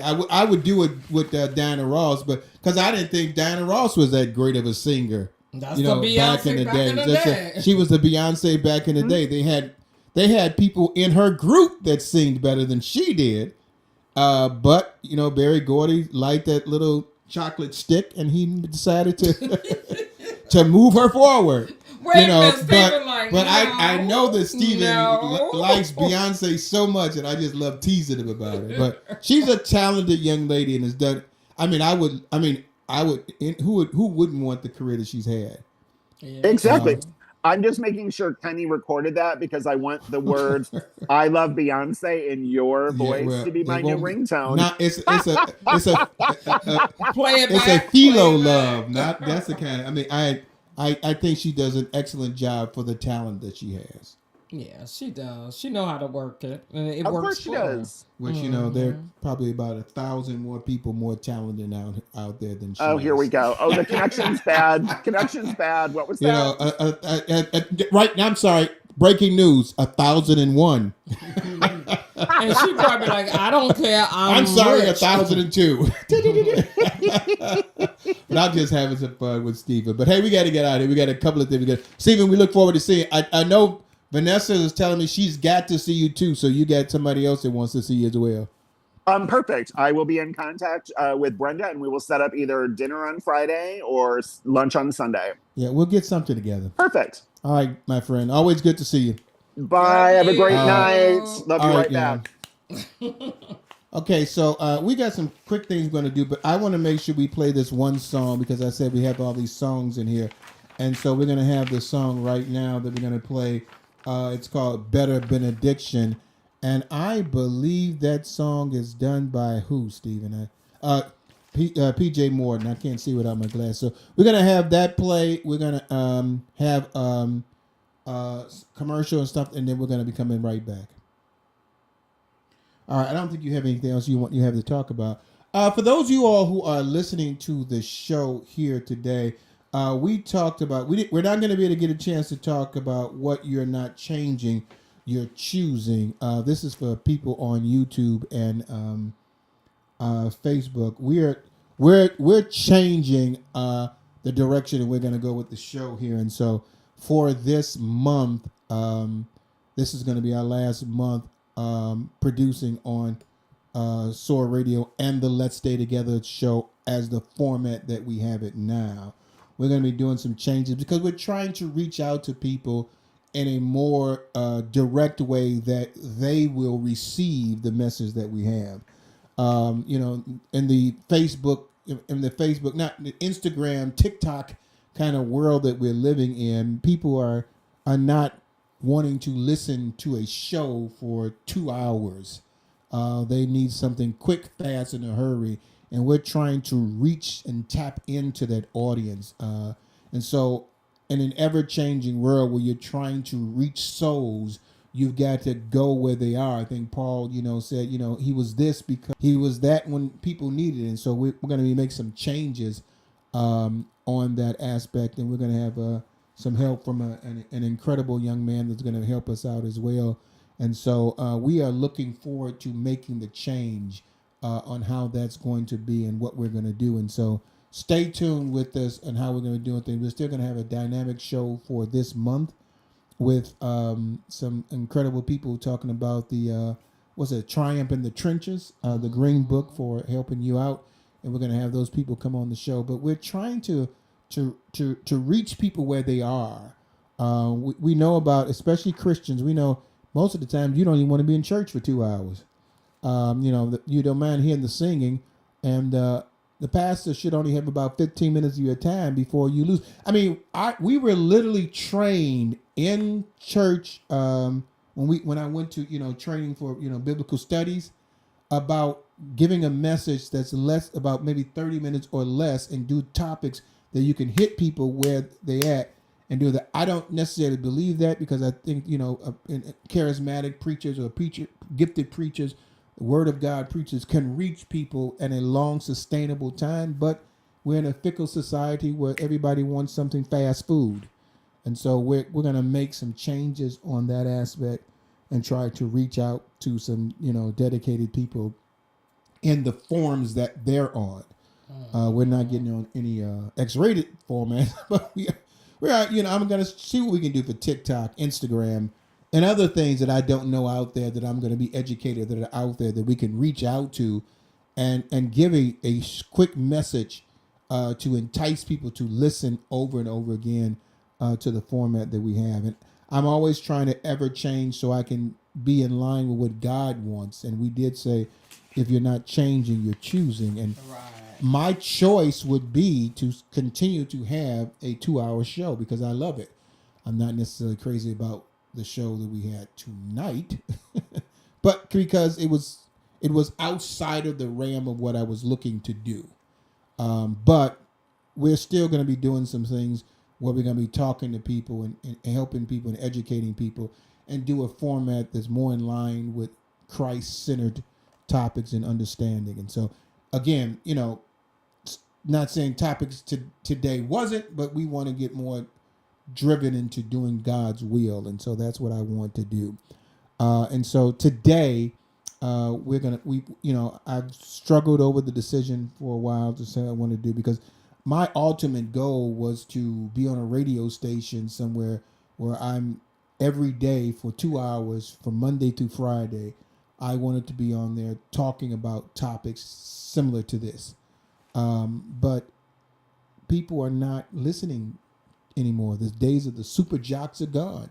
You got people everywhere doing something on there, and how you bring them to Christ with so many other things out there that are not Christ-like is a challenge, but yet a challenge that I know with the help of God we can make. So we are going to be ending our time on the show, and I'm being presumptuous because I haven't even spoken to the person that's the president of the show, but I'm just speaking, what God is leading me to do, and it has nothing to do with SOAR Radio. A fantastic, show that we love, a production we love, especially with the SOAR Awards. But I have to follow where God wants to lead me, and even though it's something that I don't necessarily want to do because I love to do what I'm doing, we have to move in that direction.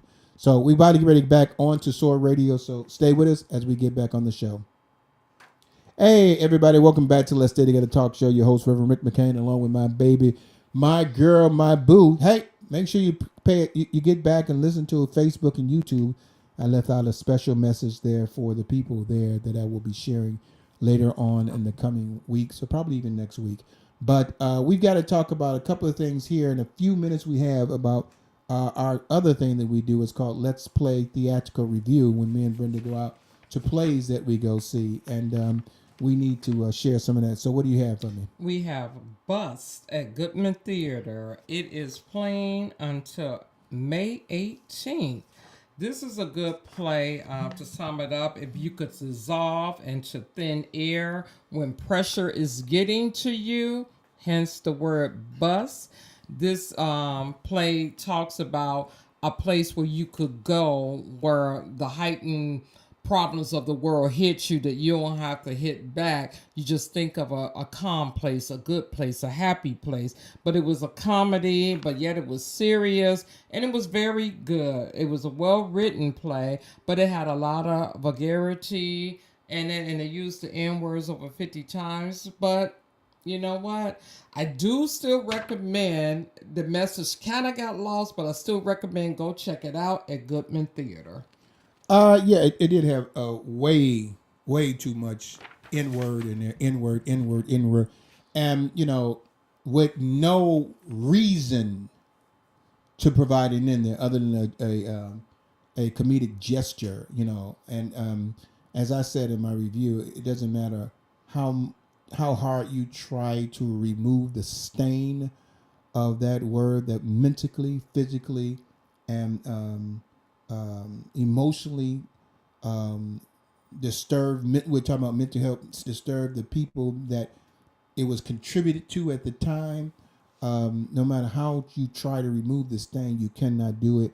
And I just felt that it was unnecessary, and it took away from the fabric or the tapestry of the whole message that could have been so much better without necessarily putting it in there. And then you had, you know, when one white cop said it, every black person's upset about it, but we didn't say it about 50 times and everybody's laughing. And it's just, it's a word that we need to just stop using against Yes. each other because it doesn't serve a purpose.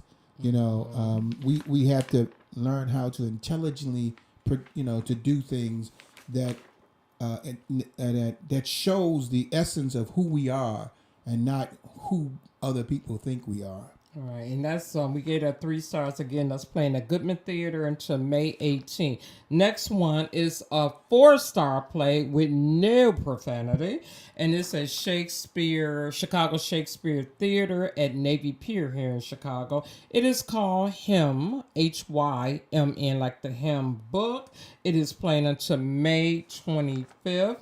And it is a play about brotherhood, the good, the bad, everything in it, how 2 males were bonding and they did not know they was brothers at first. So it's very deep. I love it. And the great music with the play too. Yeah, I mean, it's very good. I mean, with the special guest on there, the housefly was really something, but you won't be able to see that. But it was just a fly there He that was throughout there the for us. entire show, the fly did not move off of the stage. And if the actors moved to the fly, he just flew around them and just stayed on the stage like he was watching it himself. Never seen nothing but like I do believe that the play was very good. I enjoyed every moment of the play. The brotherly love they had. It was just a clean, wholesome play about 2 men that found out they were brothers, and through all the struggles that they went through, they still became, a strong bond of brotherly love. And we got a chance to see the playwright as well, and she was an amazing young lady. And Him is definitely a play. I think I'm shocked that we are in the month of March, a month of April and March, and we're seeing black productions outside of You mean February. May? We're in May and April, and I thought we saw something in March, but we're outside of the month where you see black February. plays and Black History Month, and these are black plays that you're seeing, and it's refreshing to see Chicagoland places that are allowing black plays to be in their theaters that are not just for 1 month only. Yeah. So that is refreshing. But Him is a very safe, soft, play that you can enjoy to take your mother or something to. This would have been a great one to take your mom to instead of Burst, which had all the cursing words. Bust. The minute she heard Burst, the first bust. N word, it was like, what? I always keep on saying burst because I bursted with anger when I heard all those words. But hey, we only got about a few minutes left here as we go forth on the show. So, babe, you got any last words before we let Kenny do it? And again, Kenny, thank you very much. Kenny made that segment of you and the Matt Gay law. yeah, Matt Gay. He made it. Pictures. He made it interesting to me because I was one step away from Somonex with you and Hey, I want to Steve say there. Happy Mother's Day to all the mothers out there. I hope you have a blessed weekend and a safe weekend. All right, everybody. Thank you for listening to Let's Stay Together Talk Show. We hope we see you next Tuesday at 7 p.m. See you then. Bye-bye.